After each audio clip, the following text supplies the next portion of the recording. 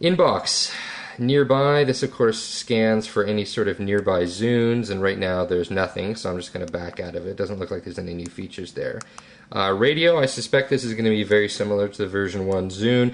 If I had my headphones plugged in, it would act as an antenna, and I could pick up radio stations, but right now there's no radio stations within range because there's no antenna, so we'll back out of that. Podcasts, I haven't synchronized any podcasts. Oh, actually, never mind, it actually comes with a couple. It looks like there's, oh cool, so there's actually a couple of video podcasts. So I can go into this MSNBC podcast. I can click on play, and then I can take a look. It looks like, I think that might be Brian Williams there. And yeah, so there's my video podcast, and of course I should be able to skip through.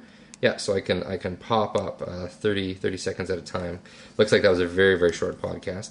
Then there's options as well here for audio podcasts, right? So if I click on This American Life of the Squirrel Cop, it shows me some nice album art that's been pulled down from the Zune Marketplace for the podcast. And of course I can click through it, and I don't, yeah, so there's actually no, okay, so there's actually two clickable options, repeating and sending. So that's actually pretty cool. So Microsoft has allowed you to send a podcast to someone else. Now, I'm not a big podcast fan myself, but I know people that are. This is a really, really neat feature that no other MP3 player that I'm aware of, at least, has the ability to do. So because the new Zune took away the 3-day limitation and they left it at 3 plays, what that allows you to do is essentially, most people aren't going to listen to a podcast more than once. So what that means is you can actually send someone a podcast wirelessly. They can listen to it and then they can delete it, or they can subscribe to the podcast themselves. So if you're a podcaster and you're a shameless self-promoter, you might want to get a Zune and use it to send to other Zune owners. Of course, Microsoft needs to sell a lot of them first. And it looks like there's a using podcasts podcast on here. So this is kind of cool. It's an introduction for people that have never used podcasts before.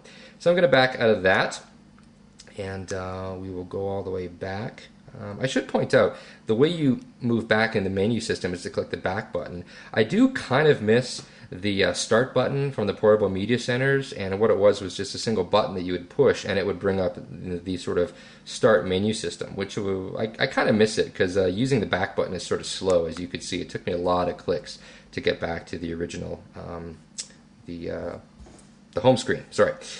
Wireless. We'll take a quick look at some of the settings. Looks like we have wireless on, sync now. Now that's going to be the wireless synchronization back with the Zune desktop software. I haven't set up any playlists or any synchronization stuff, so I'm going to kind of hold off on doing that for right now, but we'll check it out later.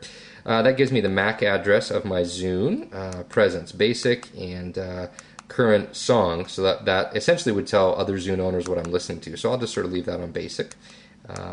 Display, have a few different options. There's a toggle between always on, 1 second, 5 second, 15 second, 30 second, or 1 minute.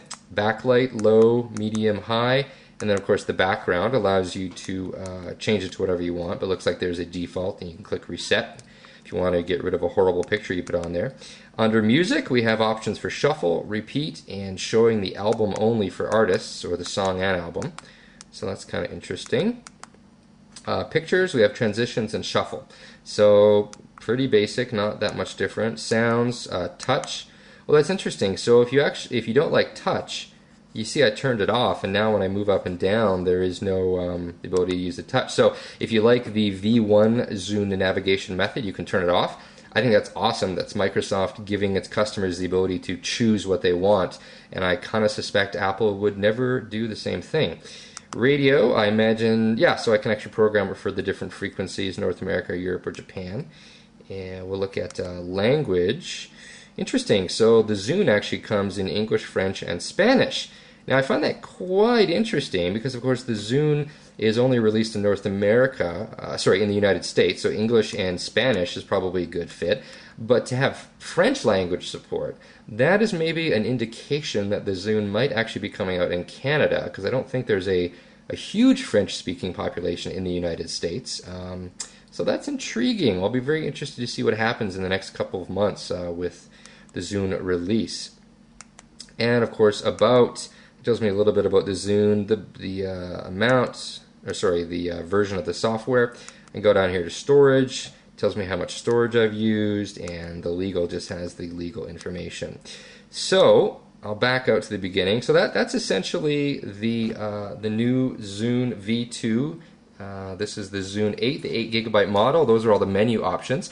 We'll come back a little bit later and I will take a look at the Zune 80 just to see if there's any difference. I suspect there isn't. But now, of course, I want to get this Zune synchronized up with my desktop PC and get some of my own content on here to check it out and see how good it is. But so far, I'm pretty darn impressed. I'd say the Zune is doing about an 8 or 9 out of 10 for me at the moment, but I'll have to investigate a little bit further. Thanks for watching, and be sure to check out Zune Thoughts for all your Zune news and reviews.